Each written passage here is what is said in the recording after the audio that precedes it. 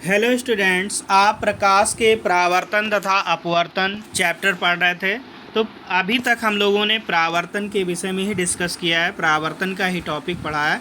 उससे संबंधित एक न्यूमेरिकल भी देख लेते हैं।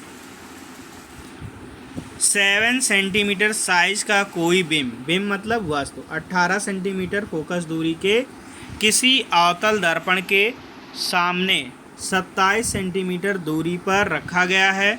दर्पण से कितनी दूरी पर किसी पर्दे को रखें कि उस पर वस्तु का स्पष्ट फोकसित प्रतिबिंब प्राप्त किया जा सके।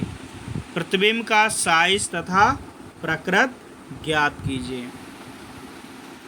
तो देखिए बेटा, न्यूमेरिकल करने से पहले क्या क्या चीज़ें आपको दी गई हैं वो पता होनी चाहिए। दूसरी, यहाँ चिन्ह का बहुत महत्व है। आपको चिन्ह प्रपाटियाँ पढ़ाई गई थी, तो उस टॉपिक का यहाँ पर बहुत महत्व है। उसमें ये हमें ध्यान देने योग्य बातें हैं। तो देखो बेटा, यहाँ पर आपको दिया गया है पहला 7 सेंटीमीटर साइज़ का कोई बिंब, यानी कि वस्तु की ऊंचाई। तो वस्तु की ऊंचाई O से या H से डिनोट करते हैं। H = 7 सेंटीमीटर हो गया। दूसरा, 18 सेंटीमीटर फोकस दूरी के अवतल दर्पण। तो अवतल दर्पण की फोकस दूरी हमेशा ऋणात्मक होती है, तो F = -18 सेंटीमीटर।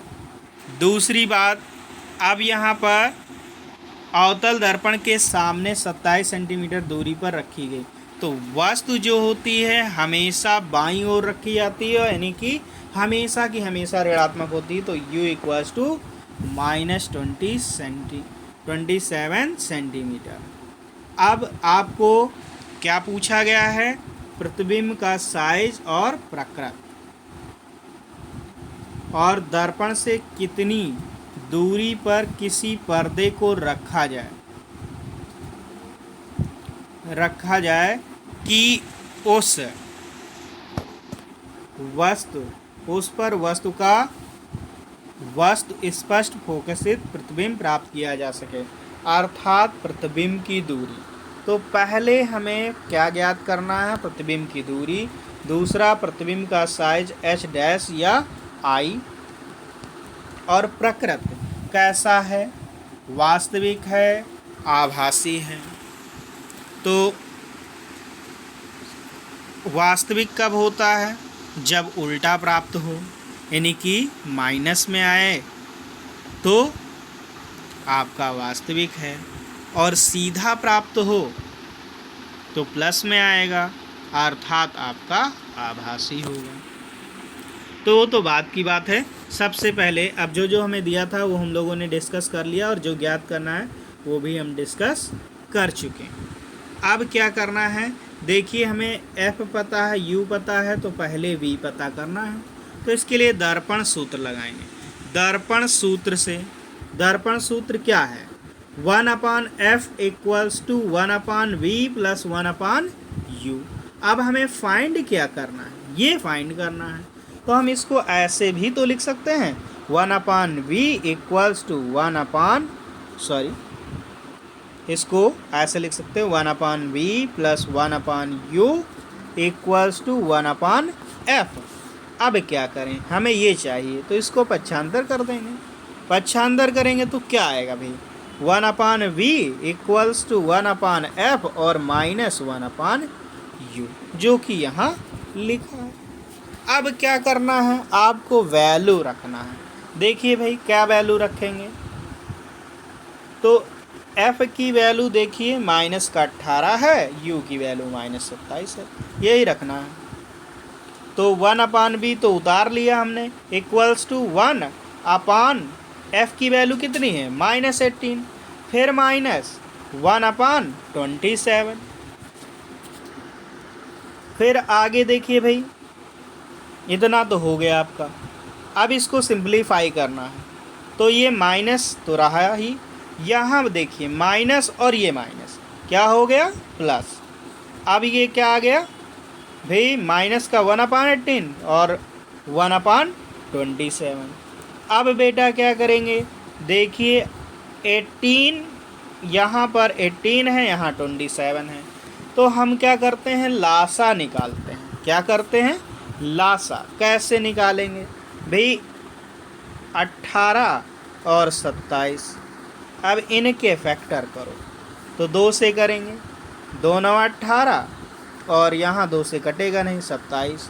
फिर 3 से, 3 तिहाई 9, 3 9 27, फिर 3 एकम 3 और 3 तिहाई 9, और फिर एक बार 3 आ जाएगा, तो आपका 2 गुणे 3 गुणे 3 गुणे 3 इतना आया।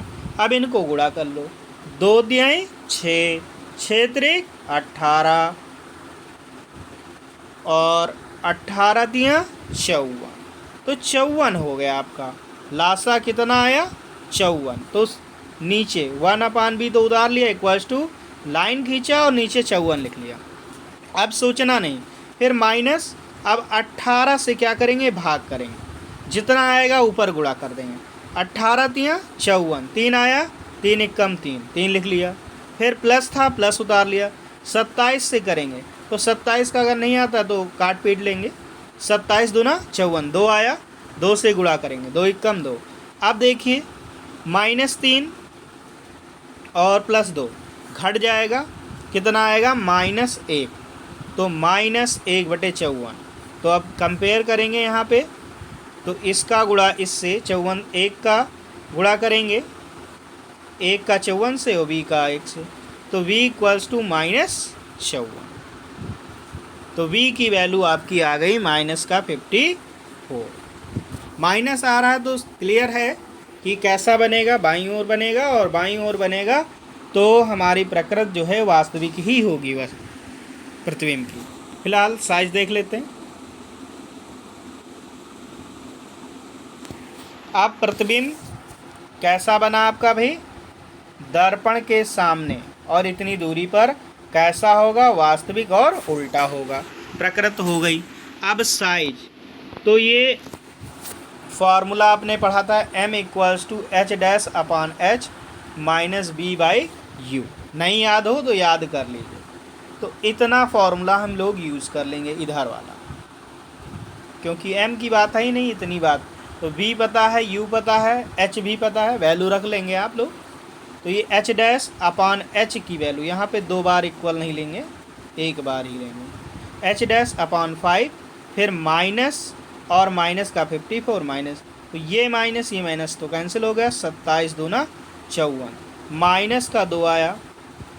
यहाँ पर h की वैल्यू 7 है, गलती से मिस प्रिंटिंग हो गई, तो ये 7 है, और इधर 7 से इसका गुणा होगा, 7 दूना 14, कितना आ गया, h-, यहाँ पे भी this implies that h- equals to -14 centimetre.